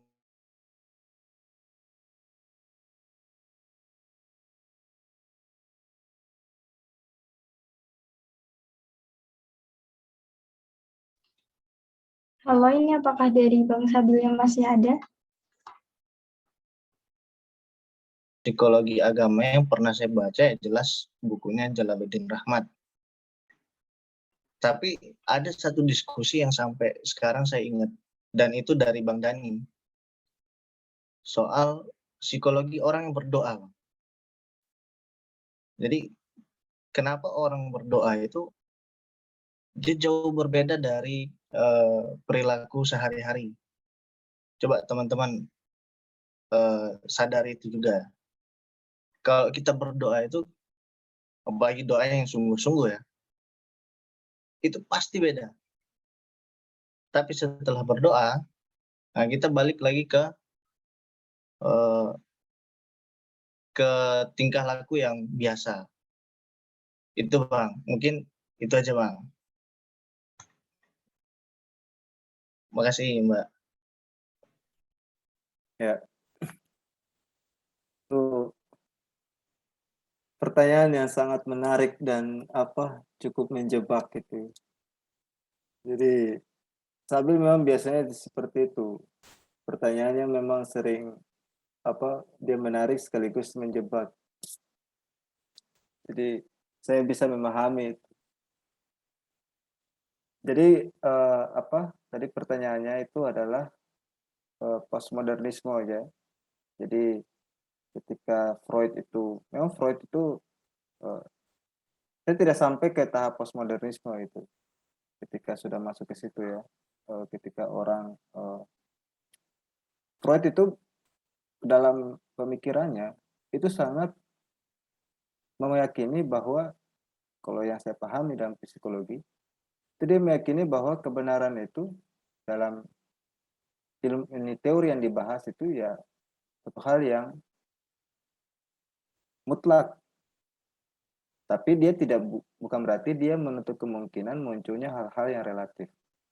Misalnya, anaknya sendiri, anak Freud itu anaknya dari Sigmund Freud, itu bahkan mengkritik teori bapaknya sendiri, psikoanalisis. Artinya bahwa teori yang dikembangkan oleh Freud, di satu sisi dia memutlakkan teorinya, satu sisi dia membuka peluang untuk orang mengkritiknya. Jatuhnya adalah relatif. Setiap ilmuwan itu memang berpaham relatif. Harus seperti itu. Kebenaran itu hanya 95% dalam ilmu pengetahuan. Dan 5%-nya lagi, itu yang membuka peluang. Itu menurut Popper. Ada salah satu filsuf, namanya Karl Popper. Itu dia mengatakan dalam ilmu pengetahuan, kebenaran itu hanya 95%. 5%-nya itu terbuka peluang agar orang bisa mengkritik. Makanya Biasanya dalam studi psikologi ada nilai signifikansi 0,05. 0,05 itu maksudnya 5%. 5% kesalahan. Ya. Jadi membuka peluang 5%. Relatif jatuhnya itu. Kebenaran masing-masing individu. Jadi kebenaran akhirnya tidak mutlak. Nah, yang menariknya lagi dalam ilmu pengetahuan, ketika sudah masuk postmodernisme, itu biasanya menyampingkan hal-hal yang sifatnya nilai. Artinya ilmu pengetahuan itu artinya jatuhnya bebas nilai itu. Misalnya psikologi saat ini. Psikologi saat ini, ilmuwan itu mengatakan bahwa ilmu itu bisa berdiri, harus jauh dari agama. Harus jauh dari filsafat. Harus jauh dari nilai. Itu salah itu. Dalam pandangan saya itu salah. Ilmu pengetahuan itu dia tidak bebas nilai. Ketika ilmu pengetahuan itu bebas nilai, bebas dari agama, bebas dari filsafat, ilmu pengetahuan itu akhirnya jatuhnya itu sangat destruktif, sangat merusak. Contohnya misalnya, produk ilmu pengetahuan itu berupa teknologi ya, teknologi. Teknologi itu kalau tidak berbasis pada nilai-nilai agama, itu dia bisa merusak kondisi masyarakat kita itu. Pakai senjata, tembak sana, tembak sini gitu ya. Itu sangat merusak. Jadi pengetahuan harus berbasis pada agama. Nah, di era postmodernisme, itu orang mengatakan ilmu pengetahuan berkembang itu harus bebas nilai. Nah, itu agak keliru di situ. Tidak bebas nilai. Padahal harus bernilai ilmu pengetahuan itu. Nah, itu problem kita di era saat ini gitu ya. Makanya muncul saat ini produk-produk ilmu pengetahuan yang menjauhkan kita dari nilai-nilai. Kayak tadi saya katakan, saat ini revolusi 5.0, orang menjauhkan kita dari nilai. Akhirnya muncul manusia tanpa ciri itu. Muncul manusia tanpa identitas, tanpa nilai. Makanya di HMI itu harus ada nilai identitas kader itu. Ya. Manusia itu punya nilai spiritual maksudnya. Nah, itu makanya tadi masuk ke pertanyaan kedua, psikologi agama itu yang tadi dibahasakan itu berdoa itu. Berdoa. Manusia itu punya nilai, maka dia harus berdoa. Dia harus berdoa. Karena dia punya nilai. Dia punya nilai spiritual di dalam dirinya. Dia punya hati, dia punya chip. Manusia itu punya chip. Dia punya cahaya. Dan cahaya itu sulit ditangkap. Tapi dia berbentuk. Cahaya itu sulit ditangkap, tapi dia berbentuk. Ibarat angin. Angin itu adalah bentuk, tapi sulit ditangkap. Ya seperti chip manusia itu, spiritual itu. Makanya dalam berdoa itu adalah untuk mengaktifkan kondisi psikologi kita. Biar seimbang antara material ketika kita berkecimpung di dalam dunia realita dengan kondisi di luar diri kita. Biar seimbang kondisi psikologi kita ketika lagi dalam kondisi dilema, apa segala macam itu. Ada satu ulama di Indonesia, Buya Hamka kalau tidak salah, dia mengatakan seperti ini. Ketika Anda berenang di sungai, kalau Anda tidak punya kepercayaan kepada Tuhan, itu bisa membahayakan. Tapi saya tidak percaya orang itu tidak akan percaya kepada Tuhan, kata Buya Hamka. Contoh misalnya, ketika Anda berenang di sungai itu kan deras gitu ya, ranting pohon itu pun pasti Anda pegang. Kalau tidak ada ranting pohon, hal-hal yang kuning-kuning yang lewat di sungai itu pun pasti Anda pegang juga itu. Itu basis kepercayaan itu. Makanya kepercayaan itu ada di dalam HMI, itu mungkin nanti akan dikaji, dikupas lebih jauh itu ya. Saat ini yang sedang ber-HMI, misalnya Sauki, kemudian adik-adik yang lain, itu ada nilai dasar perjuangan gitu ya. Dasar-dasar kepercayaan. Itu kajian psikologi sekali yang harus dipraktekkan gitu. Nah, saya sendiri merasa memang ketika kita masuk ke wilayah itu memang ada dinamika ya, dinamika dan kemudian muncul pergolakan di dalam diri gitu. Itu kajian-kajian psikologis. Nah, itu kita harus memahami itu, kajian-kajian psikologis. Ketika muncul dinamika itu ya seorang kader psikologi itu harus memahami hal itu. Nah, terus kemudian nilai dasar perjuangan itu banyak sekali yang dibahas di situ ya. Dasar-dasar kepercayaan itu. Itu yang tadi dikatakan oleh Sabil, di psikologi doa tuh, dia lebih cenderung situ. Mungkin saat ini sulit untuk kita mempraktekkan.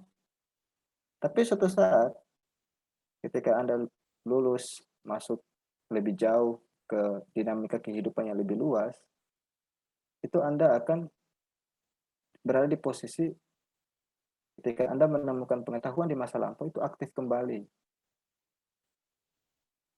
Aktif kembali. Kemudian Anda mencoba mempraktekkan hal itu. Jadi menurut saya teruslah berproses.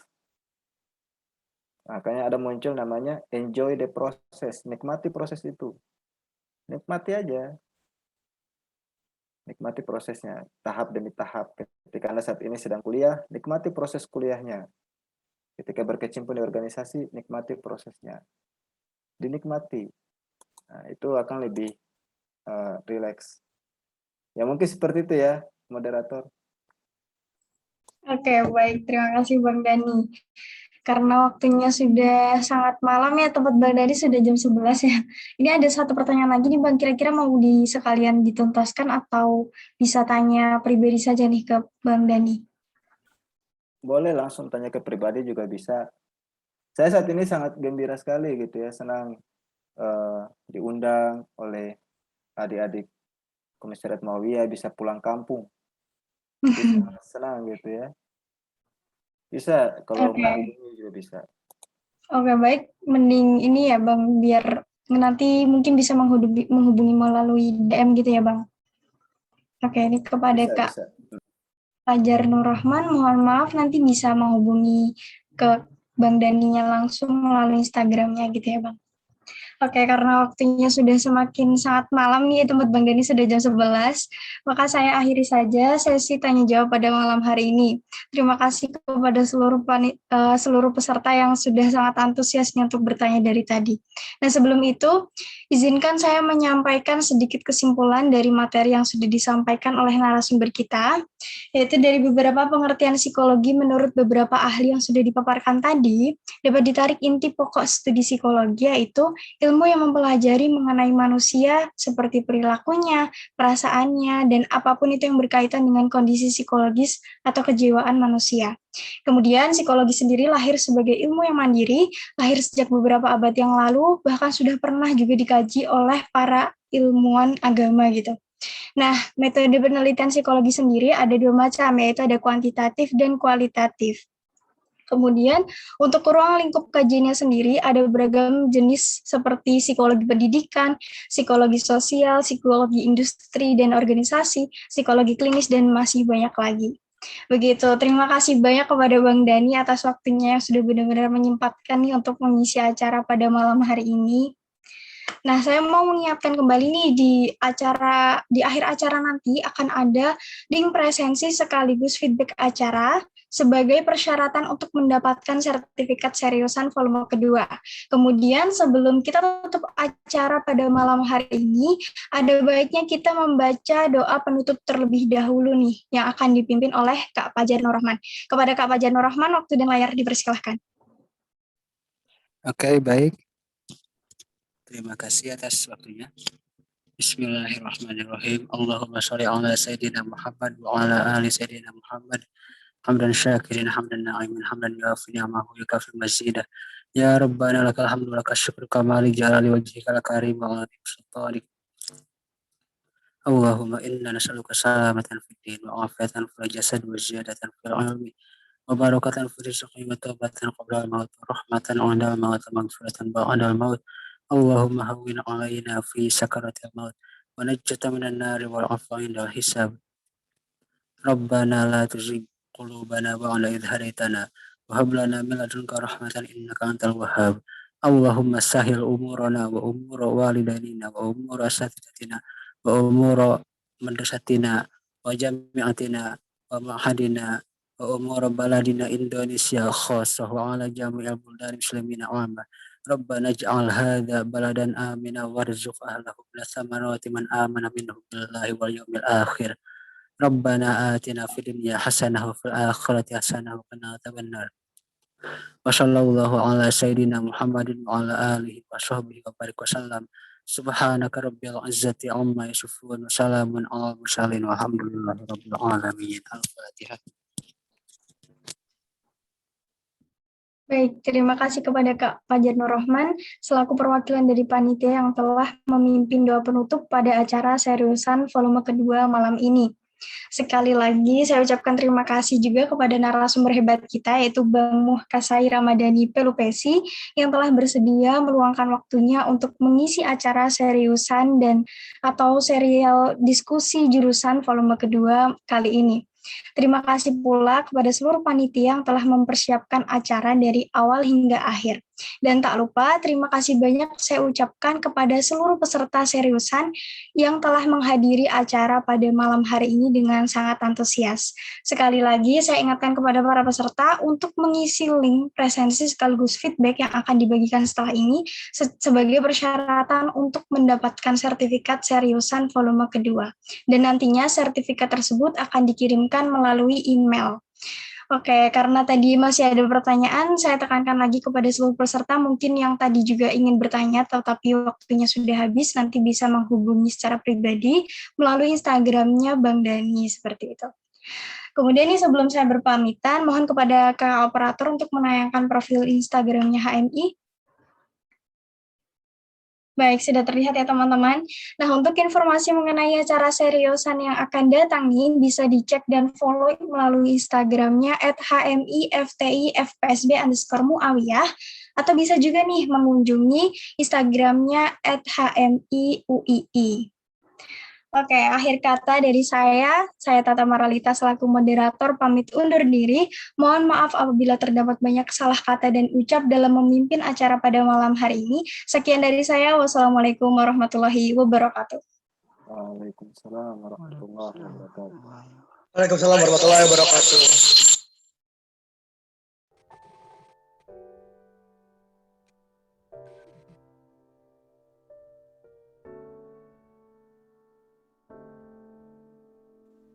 Sudah bisa pamit ya? Baik Bang Denny, makasih Bang. Terima Mau kasih. tidur, Bang? Ya, Oh iya. mobil. Siap. Ya, Mana Farhan ya? salam buat adik-adik semua di situ. Semoga sukses selalu. Yakuza. Ya, Bang. Ya. Oke. Assalamualaikum warahmatullahi wabarakatuh. Terima kasih banyak Bang Dani. Ya.